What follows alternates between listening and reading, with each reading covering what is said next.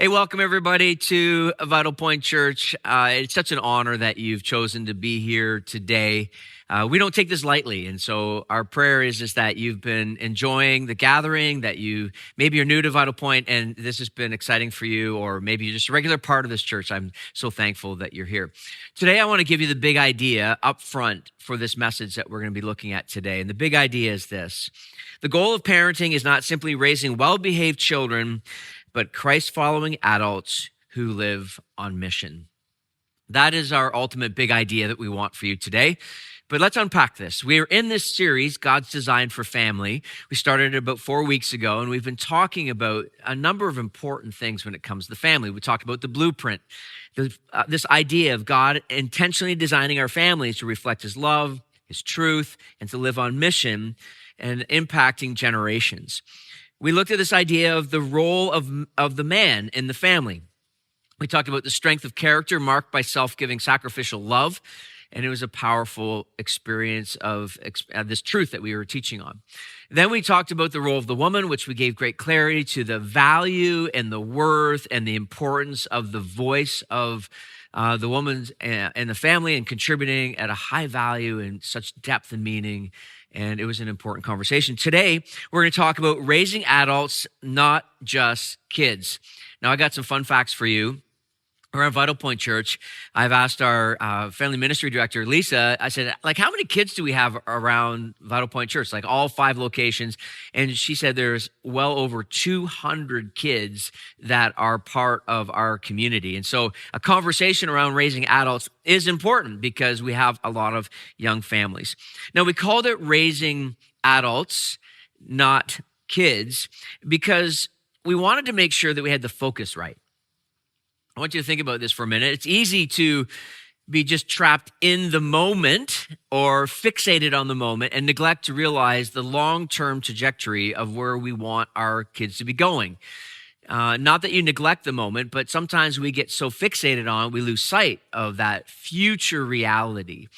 Or maybe we find ourselves in a sort of mundane, ordinary, journey, and our calendars are just rhythmically moving forward, and we become complacent. Or maybe something in our own lives happens, and we get distracted from the role of being the parent. And so our hope is that in this conversation, that we'll readjust our focus and look to the long term of what's happening with kids and raising these kids.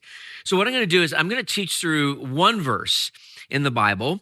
And then what I'm going to do is I'm going to drop in some practical insight in this conversation around this one particular verse. And I am going to draw out some of the things from my own journey. My wife and I raising our 2 boys, and we're going to draw some things out. And to be super, super clear, sometimes when I have these conversations, people have these perceptions of our family, and I'm going to try to break some of those down. We like many of you, we're in the season of raising kids when they were little. We were fumbling through this thing. We were trying to figure it out. And I think the sooner we realize that parenting is a bit of an improv thing, because the moment you think you got to figure it out, something changes. Like this little angel that God has given you all of a sudden evolves into whatever it is. And you're like, what am I going to do with this? Or kid 2 comes along, kid 3, child 4, whatever. And you're kind of like, wow, I have apps. I've read the book. And then all of a sudden you realize a lot of it is improv. Actually, a couple times, probably more than a couple times, when we were raising our kids, I would say to them periodically, boys, I've never done this before, so you're going to have to cut me some slack on this. And maybe that's a word to the teenagers in the room that are listening to this, is that you got to cut your parents some slack, because they're doing the best they can sometimes, and they're just kind of improving as they go along, making it up on the fly. So let's dive in and take a look at what the Bible teaches on this. Like I said, we're going to look at this one verse. And this one verse is going to be familiar to some of you that have been around church world for a long time. And we have lots and lots of people that are new to church. And so this verse is going to be brand new. And what I hope is that no matter where we find ourselves, we're going to be able to find some really great truth in this one particular verse. So let me read it for you. It's found in Proverbs 22, verse 6. It says, "Train up a child in the way he should go. Even when he is old, he will not depart from it." Now, to be clear, it's not just talking about raising boys. It's both boys and girls, okay? So it's just the verbiage that they use here. Now, it would seem at first pass of this verse It's saying that if you do everything right, your child will never go off the rails when they get older. The issue with that is that it's a misunderstanding of the Proverbs. The Proverbs, generally speaking, are wisdom literature, which is describing how things generally work within God's order. You see, this is not talking about a guarantee. See, when you look at this verse, you can't help but wonder how personal choice and freedom comes into play. I know a lot of families, I shouldn't say a lot, I know some families that get discouraged or disappointed by a verse like this because they've done everything right and they've brought their kid up in faith and the Bible and church and they turn 30 and they go off the rails and they balk at everything you taught them and they blame you for everything. And we find sometimes we carry a bit of this idea, well, I did all this and it didn't turn out. And I think that we have to let a bit of the air out of this. This verse is more talking about how life tends to go, not how it will go.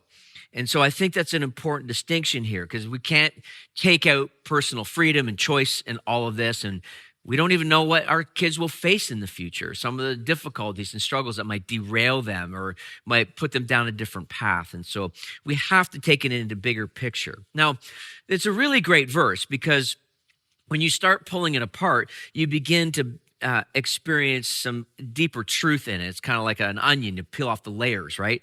And so I want to do that for us. So let's look at this first phrase in this, train up a child in the way he should go. This will be the primary phrase that we're going to use here. So when you think about this, you begin realizing that the parent's role is to raise the children. Now, you might be going like, I'm glad I came to church today for this deeply profound truth. But the reality is that sometimes we as parents lose track of the responsibility that we have to train up our children. This, if nothing else lands for you in this conversation, I want you to hear this, parents. God has gifted these human beings to you. You are the primary steward of the life that has been entrusted to you, to train them up. They are a gift from God, so they're God's. Yes, they're yours, obviously, but they're a gift from God, and we are to steward them. So here's the thing. The home is the primary place of formation. It is also the place in which the foundation is laid, in which the child will build their life on as they move forward in life. So when you think about the family being the context for all these things, like David, our site pastor from Exeter, talked about in week 1, say, for example, values. Values for life can be determined within the context of training up within the family life. Or you can look at it as training them to respect others and themselves. You can train them up in how they view authority and how they respond to authority and live under authority, how they deal with relationships and conflict, how they learn to forgive, learning to reap the consequences of behaviors, both bad and good, how to handle money. And then one of the biggest ones, in which we're going to see today in this conversation, is how they understand God.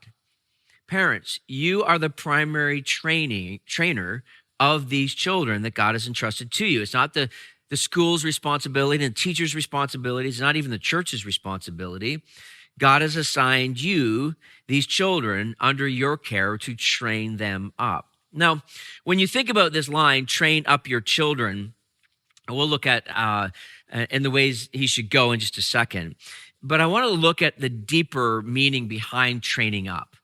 Yes, our families are the places of formation and foundation and all those things. But what is actually this idea of training up within the context of Proverbs 22, verse 6? Well, the idea of training up is this. It's a phrase that you see in the Old Testament, and it's describing the dedication of a home or a consecration, devoting something towards its intended purpose by setting it aside, narrowing it, or hedging it in. So when you look at this, you begin to realize that it is a formal step of an ongoing training. Okay, the image I have in my mind is Lion King, and they have Simba, and they hold him up in front of everybody, and that's the image. I don't know why it's in my head, but anyway, maybe it's because our kids watched it over and over when they were little. But it's this idea of understanding that, sure, we dedicate our children, and some people baptize their children, but it's more than just that. some of us can look at it, well, I dedicated my kids, so therefore I'm hands off. No, the dedication is moving into the consistency of the life on life training, moving towards the intended purpose of the child, leading them to becoming a contributing adult in culture and society. The training earlier, the training in their lives, in the early part of their lives, is an imprint to move them towards adulthood. This is what I said earlier. The home is a place where the training is established, the foundation, and so on. We have to have an understanding that there's an intentionality in this. When I think about when we were raising our boys, we had a picture in our minds of what we wanted them to be when they left our home. Parents, you have to remember, you're training your kids to leave your house one day. That's kind of a fun thing to think about. I know when our oldest son, David, when he was almost 19 years old, he was moving out with some buddies. 2 weeks prior to moving out, he came downstairs and said, "Mom, Dad, do you think I can do this?" And we looked him square in the face and we said, "Oh yeah, we believe you can do this. We raised you to move out one day." And that's what he was doing, right? So we had this picture in our mind because we had a training environment concept or idea that we wanted them to move towards one day moving out, but living out of value, conviction, faith, mission, all these things, even when there was hard seasons. The truth is that there's hard seasons where they push back, and it felt like every single day they pushed back on everything that we tried to get them to do. We had to keep in mind the end, right? This season that they're pushing back in impacts the next season. Training them up was not just about in this moment. It was a picture of what we were moving them towards. And you might feel like a parent right now, you might feel like, like this training up thing is just not working. Trust me. If you understand this idea of training up in the season that you're in for the future season, it will come back tenfold. We have seen this in our own kids' lives where, and I'm not promising that, I'm just saying it's possible to come back tenfold because we have had these moments with our kids where they're grown adults now, and they'll say, "Now we understand why you did the certain things that you did in those seasons of our lives and how you parented." And even when they were teenagers, getting older teenagers, I can remember moments when they would come home and they would share stories about, my buddy's parents were asking us about how we were raised. And it was great because they were able to step back and think about how we lived out in our lives, in our family. And so they were able to share some of those things. I'll give you a practical tip on this in the training environment, for example. This is kind of just something unique to what we did. And it seems very simple, but we actually, when the boys were even little, like 4, 5, 6 years old, we actually made them order their own meals in a restaurant because we wanted to train them up learning how to speak to adults, how to answer questions that adults had for them. I can remember a server would ask them a question of what they would want on their hamburger, and then they'd quickly look at us and we'd say, "Don't look at us, look at her or look at him," right? There was this idea of training up. Now, what was great about this, as I reflect on it, I had a friend say to me one time, they said, "I don't think I've ever talked to a 10-year-old like I talked to your son, and nothing special about him." Trust me, there was nothing special about him, but there was this idea that he was learning how to talk, or even our youngest son who had a speech impediment when he was little. We still made him order, and how we were kind of moving him towards, now he owns his own business and he has to talk to people. I want to share this with you. I debated pulling it, but a while ago, I was in a restaurant and I saw this family with teenagers, and they were like fully functioning teenagers. Like they were on their phones and you could tell, but the mom ordered for her teenagers. And then once the meal came, it was breakfast. The mom started buttering the teenagers' toast. And I'm just like, oh, like, do I say something? And obviously I'm not going to, that's not my place, but it's this reality. It's not the reality. It's the stepping back and realizing that the home is the training up. You want them to become somewhat fully functioning, healthy adults. And, this dude's wife is not going to be buttering his toast in a restaurant in the future. But anyway, that's just another thought. But this idea of saying, okay, we're going to now see this holistically in the training up. Now, what is cool about this verse is that the last part of it says, in the way he should go or she should go. Now, when I did some digging on this, this is pretty cool. There's actually 2 layers to this part that I began realizing were so important to the conversation. So it's the training up and the way they should go. So the imagery is the trajectory. Where are we going with this? Or the imagery is of arrows, right? The arrows in a bow. You're pulling it back and releasing the arrows. 2 things, and we'll unpack this. The first one is, and the way he should go is this. It's the God-revealed path to the abundant life in Christ. That's the first piece. The second piece is discovering how your child is uniquely designed by God, okay? So think about those 2 things. The first one is the God-revealed path to the abundant life. Hear me on this, parents. Your role as a parent is to ground your child in the truth and the ways of Jesus.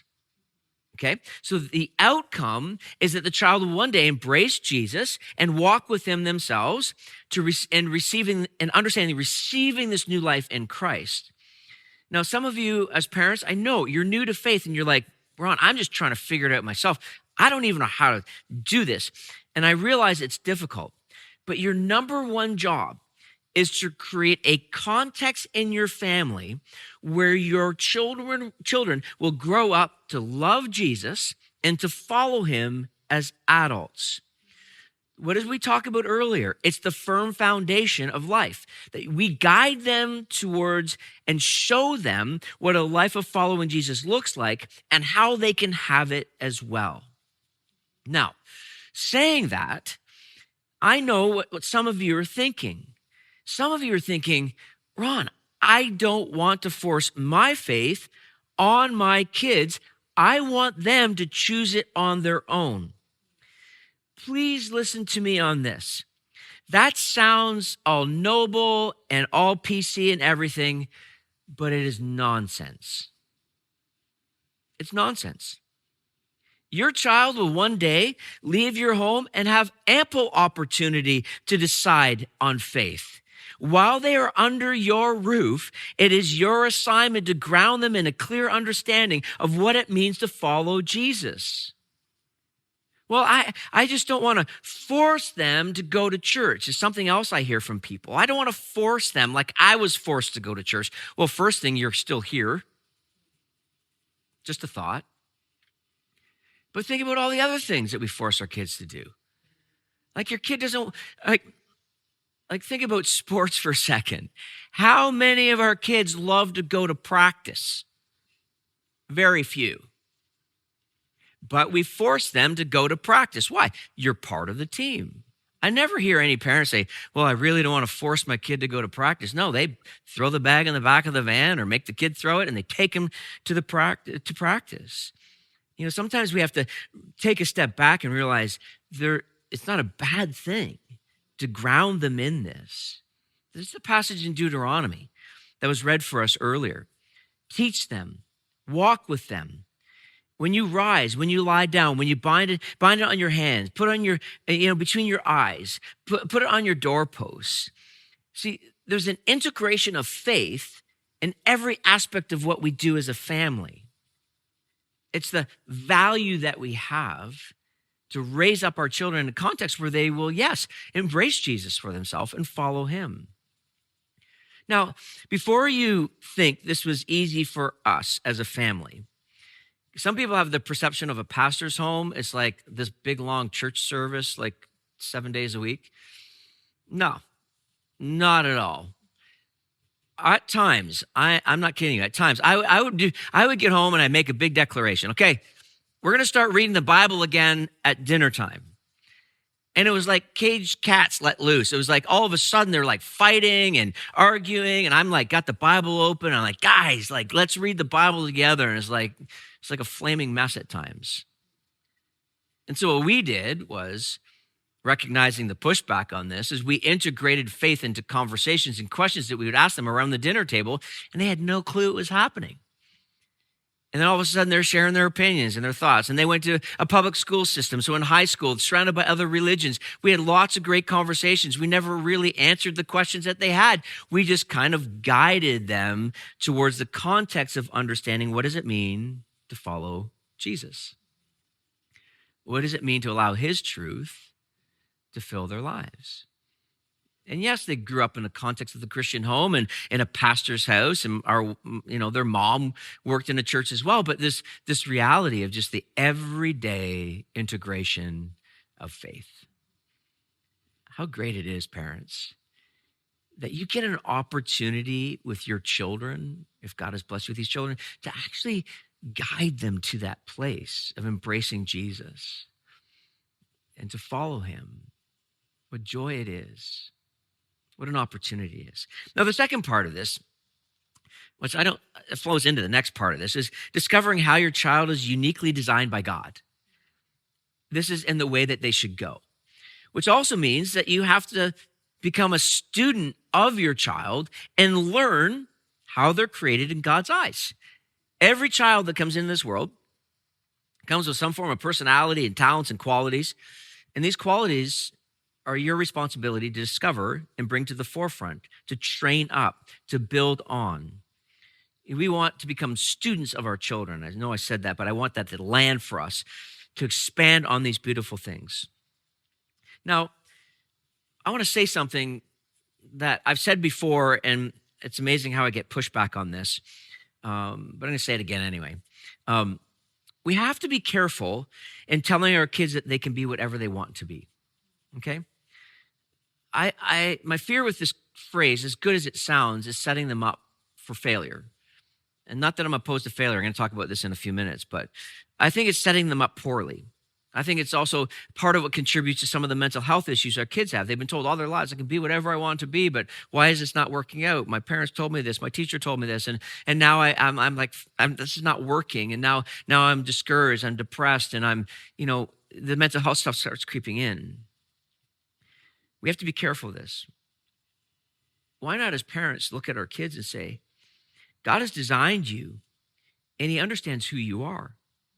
He has a plan for your life. And that plan is to bring forward the most amazing version of who you are and who he sees you to be. It's not based on how they feel in the moment. They can't trust their feelings. They're all wonky. It's understanding the beauty and the grandeur of the greater vision for their lives. It's not telling them they can be whatever they want to be. It's no, that's shooting too low. It's actually, God has a vision for your life. The Psalms talk about your child being formed in the mother's womb, knit together beautifully, fearfully and wonderfully made. What does it look like as parents to see your child beyond just this moment to the long term and say, what is it that's in them that I have the responsibility to bring to the forefront? How I can mine for those beautiful things and sift through their lives and help them discover who they are in God's eyes, not in the world's eyes, or not even in your own eyes, but in God's eyes. What a greater vision. See, one of the things that helped us understand this in our lives with our boys when they were younger was observing how they interact with others and asking God to give you eyes to see their observations. Or when they come home and they tell you what their friends come to them with, or maybe what other adults say about them and how they talk about your kids in front of you. See, when you begin to have ears and eyes to see that, you begin to realize, oh, I have a responsibility to bring to the forefront the things that God has placed in this child. And that's the foundation and the formation, so that as they become an adult, this is this beautiful expression of who God has created them to be. This is important.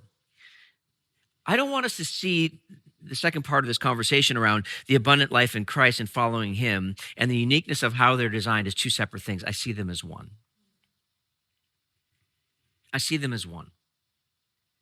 And the beauty of this is understanding that the fullness and the expression of the uniqueness of how they're created in God's eyes comes to greater life when they walk with Jesus by his Spirit, bring in the beautiful expression of who they are. I have this statement. I want to read it for you.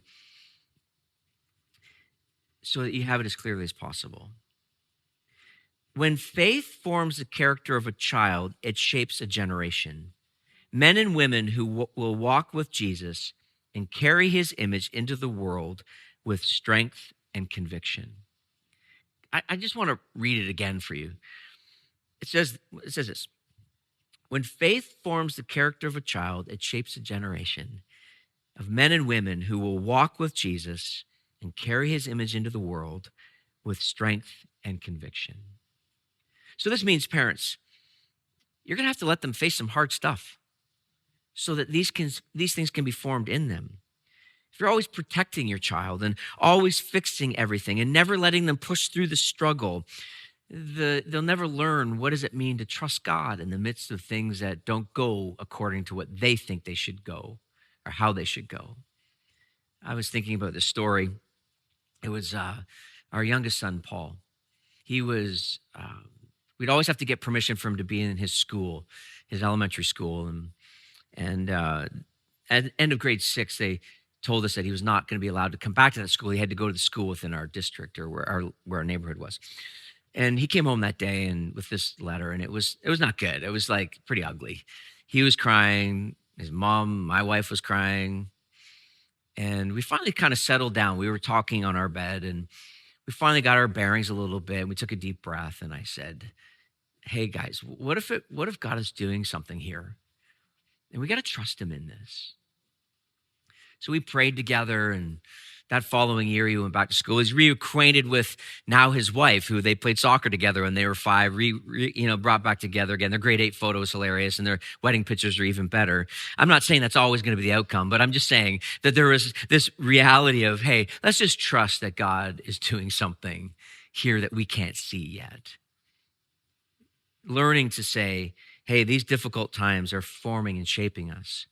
It means that you will have to let them fail at times. You may have to let them fall down at times. It means how you parent at 4 and discipline them at 4 is different than 14. I can remember the transitions of the seasons of our kids' lives where they went from, places of being disciplined for their behavior, rewarded for their behavior, but then also to a place where they started contributing to the values of our home. And now they were contributors. They weren't just like, roommates in the house. It was more of how they contribute to the beauty and the awe of the family. It was an important distinction as we made that transition. It's going to be at times where you're going to feel like you're not normal. Our kids would say to us sometimes, Mom and Dad, you need to know our family's not normal. I think we need to bring back the abnormal family. And I actually had this conversation with a dad in our church, and his grade 10 kid is learning how to, has a phone now and the restrictions that are on the phone. I was so proud of this dad. I was like, this flies in the face of culture, just flinging the doors open to our kids and the things that are out there that can destroy our kids' lives. And the dad said, no, we're not going to be normal. See, here's when I think about it. When I think about this phrase that we see here, training up a child in the way they should go, and then this idea of, and when they were older, they will not, depart from it. I started realizing something very powerful, and something that Desiree and I, my wife and I, talked a lot about was in the journey of raising parents. It's not about fighting to be right or to get your way, and I'm the parent, I'm the dad. It's no, in the midst of it, it's all about fighting for the heart of your child, the depth of who they are. And to recognize that when they are little and as they become adolescents and teenagers, it's the heart of the child. It's the imprint that you place on them. I know some of us as parents were like, my grown kids have walked away from faith and church, and don't neglect the fact that there was a moment in time, there was an imprint on them, and that God's story is not done in their lives. So oftentimes we fail to realize that God is still working. God is still molding and shaping. So when you think about the importance of this, understand that it's the heart of your child that you're actually fighting for. I know for some of us as parents, we're kind of exhausted, and we're, hanging on to the end of the rope with our fingernails. We're like, I don't know if I can hang on anymore. Hang on, please. Don't give up. Celebrate the seasons when it's working right, and when it's not feeling like it's working, realize that there's a long-term view in mind. Had a conversation with a parent just recently with a 5-year-old son that's just they're having such struggle with. And I said to him, hey, don't give up. It matters now because it's not just about this moment. Yeah, you feel trapped and you feel overcome with all this stuff that's happening right now, but know what is happening will impact when they're an adult. See, when we think about raising kids, and yeah, we want them to be behaved and well-rounded and all those beautiful things. And yes, we want to be recognizing the moment, but what about this big idea of them becoming followers of Jesus and living on mission with their lives, knowing who God has created them to be and the beauty of it? I want to end with just a prayer of blessing. This series we've been doing a lot of praying over people and blessing, and I wanted to end this way for VPC wide, and maybe for those of you watching online.